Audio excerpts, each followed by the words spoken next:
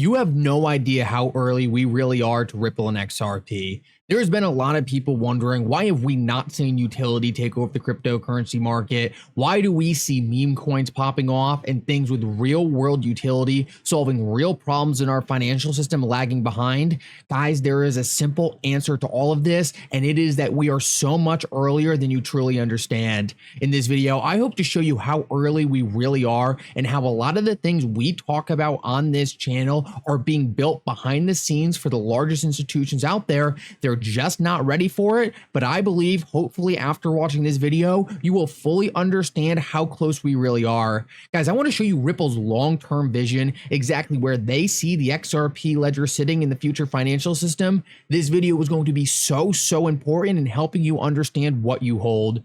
Like always, your support means so much to this channel. Thank you to everyone who takes the time to like these videos and subscribe to the channel. These two things really do mean so much. Also, if you ever need a good place to buy some XRP, make sure to check out my favorite exchange Uphold down in the description of this video. So guys, I want to start this video out with a massive shout out to Mickey B. Fresh. He's the one who pulled a lot of these clips from Apex, and they were absolutely outstanding. I needed to show them to you because they are going to give you such a good understanding of how early we are. Guys, one of the things I constantly hear is, hey, Ripple's landing this massive partnership with this bank. Hey, Ripple's working with this institution to send money. Hey, Ripple's working with this central bank. Why doesn't the price of XRP move? I believe this video right here is going to be the closest thing you are going to get to a full-on answer of exactly why we haven't seen that price appreciation yet. And not to spoil anything for you, because I think it is so critical that you listen to David Schwartz say this for himself. But guys, the reason why we really haven't seen it is because we are so much earlier than people understand. Right now, institutions are just starting to adopt this technology. And I think people have a really hard time understanding that you and I have figured this out before most people in the entire world.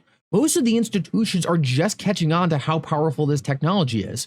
Most institutions are just catching on how they can integrate these systems into their current products.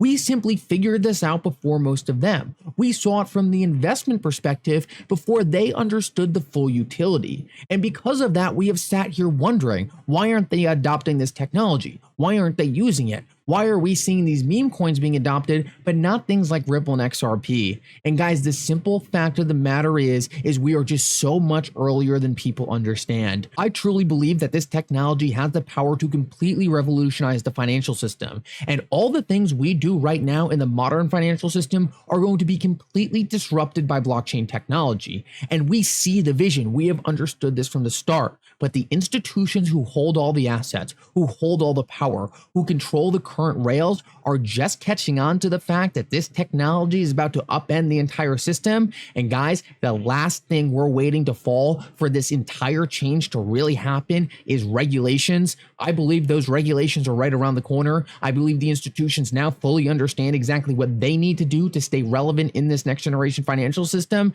And I think it is becoming more clear than ever that the blockchains you and I hold assets on, things like XRP on the XRP ledger, are going to be absolutely fundamental in this next generation financial system. Guys, for the rest of this video, I want you to listen to David Schwartz talking about these exact things. And I highly encourage you to listen to this thing till the end, because you are going to leave the rest of this video with such a great understanding of where we sit in this entire revolution, exactly what Ripple's goal is. And I believe you are going to fully understand why Ripple's mission to work with the large institutions to adopt these technologies has been the right approach since day one and will continue to be the right approach as we move into the phases of mass adoption. Guys, I have never been more convinced that this technology is going to be fundamental in revolutionizing the entire financial system. And I believe XRP and the XRP ledger are going to be a critical part to the entire transformation. Listen up to this. Enterprise adoption that paves the way for retail adoption is, I think, what looks like what's going to happen, at least based on, the past 2 years. So I think the new 10-year vision is enterprise products like stablecoins, like real world asset tokenization, like, commercial lending and real estate lending, but that enable DeFi ecosystems that have things like ways to get yield, ways to manage your money, ways to hold the assets that you want to hold. Today, internet culture and popular culture are the same thing, right? There is no distinction between internet culture and popular culture. We're starting to see that happen with blockchain right now. We're starting to see that turn. Stable coins, institutional projects that are enabling DeFi ecosystems on the blockchain, we're starting to see that path to mass adoption really happen. 97% of institutional investors believe that tokenization is going to significantly affect asset management. These are people who they're not Bitcoin people, they're not crypto people, they're not blockchain people, they're not DeFi people, they're institutional investors. These are some of the most conservative people in the world, right? And they think that the technologies that we're building are going to revolutionize their industry. That is that bleed over into popular culture. It just makes sense to get into these spaces. If DeFi spaces and tokenized spaces are where the investors are going to be or where the money is going to be, that's got to be where the assets are, right? The assets are going to chase the money. We have to build the technologies that are the things that the market wants, right? We have to build a product that fits the market demands. And this is the key thing. We want enterprise projects that are compliant, but that bring customers into blockchains, right? If enterprises use the XRP ledger just for payments, that's great. That's not a bad thing. But that's not going to bring their customers onto the XRP ledger. If they use the XRP ledger to launch tokenized loans, that's going to bring the people who are going to fund those loans and who want a return onto the ledger. That's the difference in the sort of institutional DeFi type of adoption and the traditional institutional adoption that we've seen. We really see that with stablecoins, right? A stablecoin is probably one of the most regulated products in the crypto space. If you look at companies like Circle, Tether, the forthcoming Ripple stablecoin, these are going to be heavily regulated products, right? Most of us will never be able to get a stablecoin directly from its issuer or redeem a stablecoin with its issuer. But there are millions of people who can hold USDT, hold USDC, hold the forthcoming Ripple stablecoin, who knows what jurisdiction they'll be in real DeFi ecosystems. That's the difference.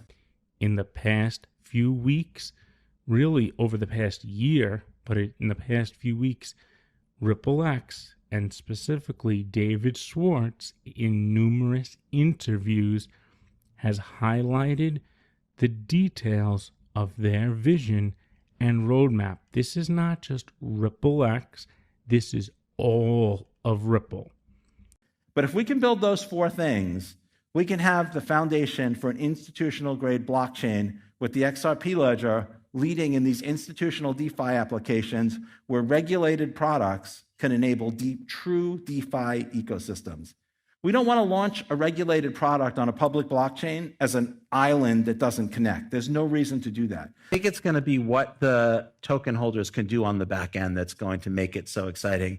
If there's no difference between launching on a public blockchain and launching on a private blockchain, that all that happens is that the same people, hold the asset, it's just they hold tokens instead, and they get the same returns and do the same things with it, that's not exciting. There's just no reason to do that. But if there's something that you can do on the other side with the token that you couldn't do without it, if you can use it as collateral for a loan, if you can rehypothecate it so that people can have fractional ownership who wouldn't be able to hold the underlying security because it's not available in their jurisdiction or they can't meet the KYC AML requirements. It's obvious why Circle doesn't launch USDC on a private ledger. Yeah. It would be completely useless, right? It's the DeFi ecosystem that it enables. It's being able to use it as collateral for loans. It's being able to get a return on it, additional return. If we can enable those types of ecosystems, then it will be very compelling. And the thing that's the most different about those institutional use cases versus, let's say, enterprise payments, if an enterprise uses XRP for payments, their customers aren't blockchain users. But these applications and these DeFi applications, the customers, the people who hold the tokens, they're DeFi users, they're blockchain users. And that's, I think, that path to mass adoption. I think the undeniable piece of proof is stable coins like USDC and Tether. They are as institutional a thing as you can possibly get. And yet they are what's fueling these completely decentralized economies. I think you can't deny right now that the institutional adoption is going to enable grassroots adoption and vice versa. I think the thing that we were too early on is when we were trying to bring institutions on for their payments, they weren't going to bring their customers to blockchains, right? Like if your bank is using, let's say they're using Ripple's payment technology and they're using blockchains and they're using XRP in payments. You as a customer, it's invisible to you. They're not going to bring you into the blockchain space. Yeah. What's exciting about this second wave of sort of institutional adoption is that they're either bringing their customers directly onto the blockchain or they're enabling people to do things on the blockchain. Sure. I think you have to accept that, like, if there's going to be mass adoption, it's going to be these sort of hand in hand. Yeah. The thing that I think people were skeptical about, that I think now the evidence is undeniable, is that wouldn't mean that everything would have to be regulated. I think the thing that people didn't realize is that, like, you can have a stable coin or a loan portfolio or a tokenized security that's completely thoroughly regulated. They do KYC, AML on every single customer.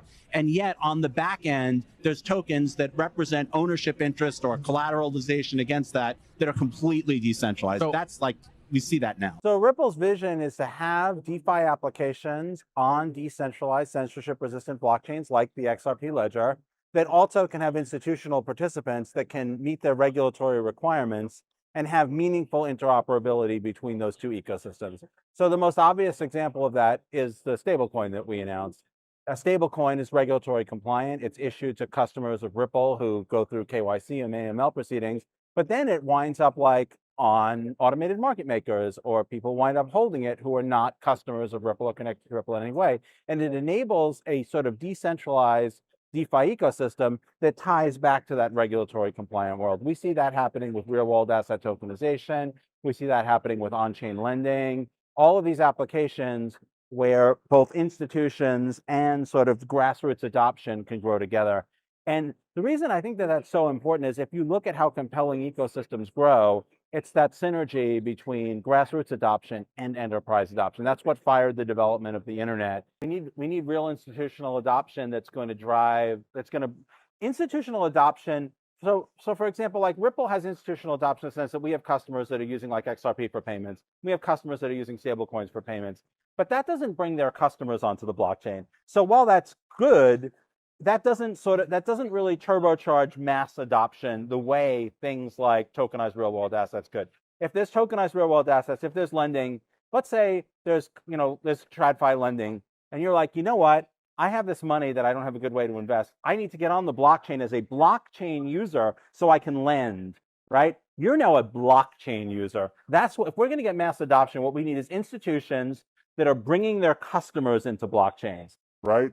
You're now a blockchain user, right? You're now a blockchain user. That's what, if we're going to get mass adoption, what we need is institutions that are bringing their customers into blockchains.